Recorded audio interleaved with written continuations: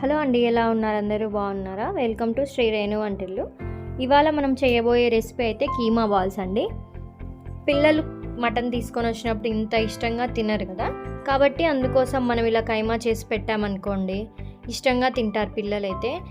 వేడివేడి అన్నంలో కలిపి పెట్టచ్చు వాళ్ళకి కనపడకుండా. ఇంకా మంచిగా ఇష్టంగా తినే పిల్లలైతే స్పూన్ వేసి ఇచ్చినా కూడా కప్పులో పెట్టి తింటారు. నేనైతే మా పిల్లలకి ఇలానే చేసి పెడతాను కీమా బాల్స్. కొంచెం కారం తక్కువ వేసి పెడితే పిల్లలు చపాతీలోకి, పూరీలోకి, రొట్టెల్లోకి తింటారు. మా పిల్లలైతే ఇలాగే తింటారనమాట. ఇంకా మన ఛానల్ని సబ్స్క్రైబ్ చేయకోకుండా చూస్తున్నట్టయితే సబ్స్క్రైబ్ చేసుకోండి.